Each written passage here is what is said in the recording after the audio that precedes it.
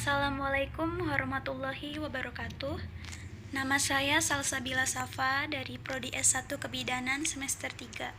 Di sini saya akan menjelaskan sedikit tentang analisis evidence based pada jurnal breastfeeding. Oke, langsung saja kita bahas jurnal pertama, yaitu ada analisis Journal Determinants Failure of Exclusive Breastfeeding on Health in the City Bengkulu. Program 1000 hari pertama itu merupakan program peningkatan kualitas anak di kedepannya, yang salah satu programnya itu adalah pemberian ASI eksklusif. Penurunan angka kematian bayi melambat antara tahun 2003 hingga 2012 dari 35 menjadi 32 per 1000 kelahiran hidup. Semua bayi membutuhkan akses ke intervensi utama seperti ASI eksklusif. Keberhasilan program ini didorong oleh petugas kesehatan, tetapi penelitian yang menganalisis informasi tentang program ASI eksklusif pada tenaga kesehatan, khususnya di Bengkulu, itu tidak tersedia. Jadi pemberian ASI eksklusif di 6 bulan pertama kelahiran itu sudah sangat terbukti sebagai salah satu intervensi yang efektif untuk mengurangi morbiditas dan mortalitas bayi menurut WHO pada tahun 2013. Lalu ada beberapa alasan menyusui tidak diberikan pada bayi, ya seperti ini, seperti lahir melalui operasi sesar dan tidak adanya inisiasi menyusui dini. Lalu ada analisis jurnal Exclusive Breastfeeding Practice and Associated Factors Among Mother Attending Private Pediatric and Child's Clinic, Addis Ababa, Ethiopia A Cross-Sectional Study.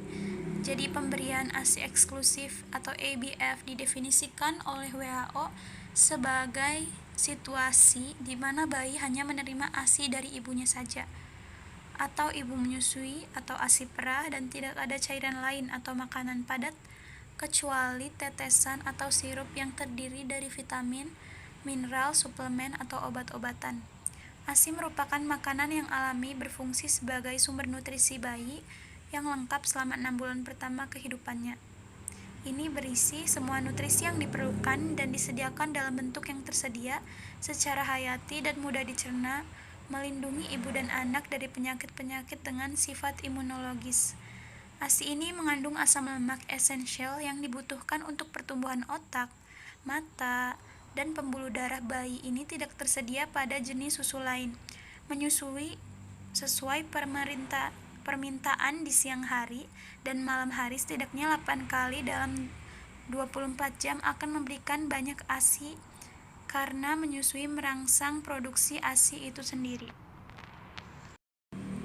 Lanjutannya, bayi yang mendapat ASI eksklusif itu memiliki kemungkinan lebih rendah untuk jatuh sakit atau meninggal karena diare, dan infeksi lebih kecil kemungkinannya untuk terkena pneumonia, dan yang lain-lain.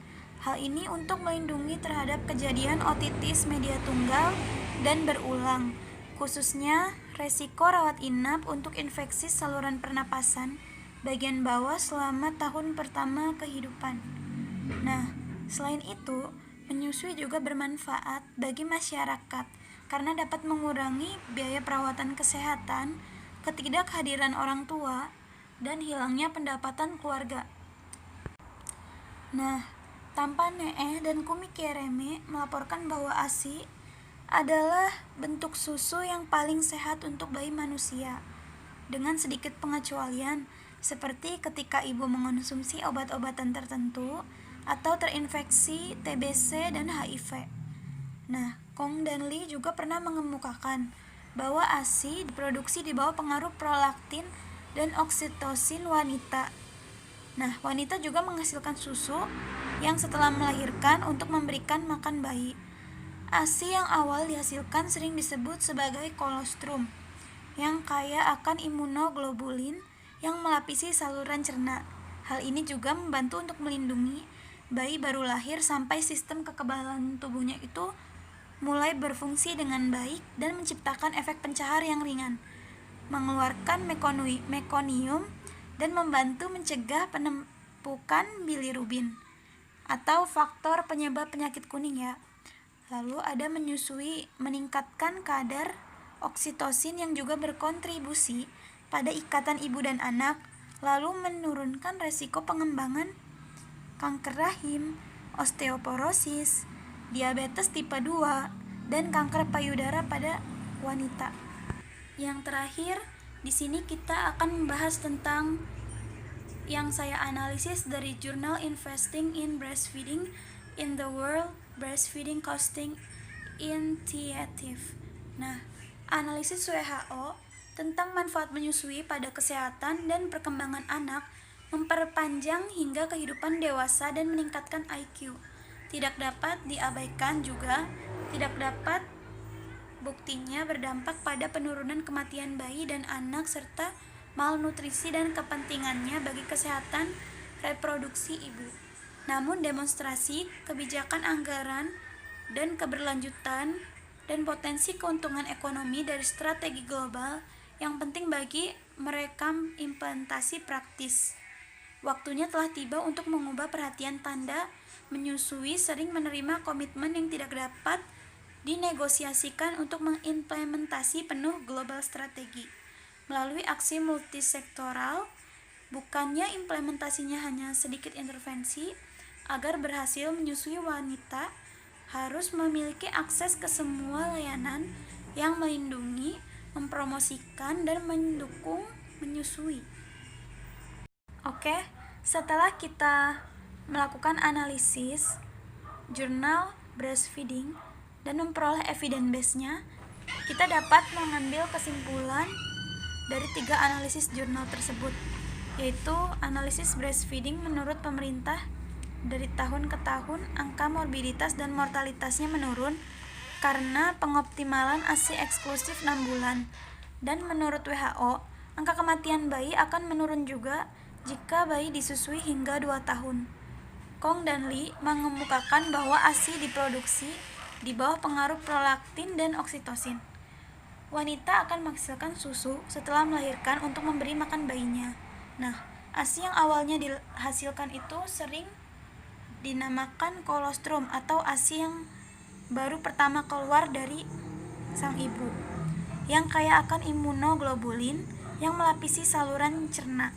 Dan ini sangat membantu untuk melindungi bayi baru lahir sampai sistem kekebalannya mulai berfungsi dengan baik dan menciptakan efek pencahar yang ringan dan mengeluarkan mekonium dan membantu mencegah penumpukan bilirubin atau bilirubin itu sebagai faktor penyebab penyakit kuning. Setelah itu, menyusui juga meningkatkan kadar oksitosin yang juga berkontribusi pada ikatan ibu dan anak karena dapat menurunkan resiko pengembangan kanker rahim, osteoporosis, diabetes tipe 2, dan kanker payudara pada wanita. Analisis ilmiah WHO tentang manfaat menyusui pada kesehatan dan perkembangan anak itu dapat memperpanjang hingga kehidupan dewasa nantinya dan meningkatkan IQ anak tersebut. Tidak dapat diabaikan juga dan tidak dapat buktinya berdampak pada penurunan kematian bayi dan anak serta malnutrisi dan kepentingannya bagi kesehatan reproduksi ibu. Oke, sebelumnya terima kasih kepada kalian yang sudah menyimak video saya. Semoga mendapatkan ilmunya. Sekian penjelasan dari saya. Terima kasih. Wassalamualaikum warahmatullahi wabarakatuh.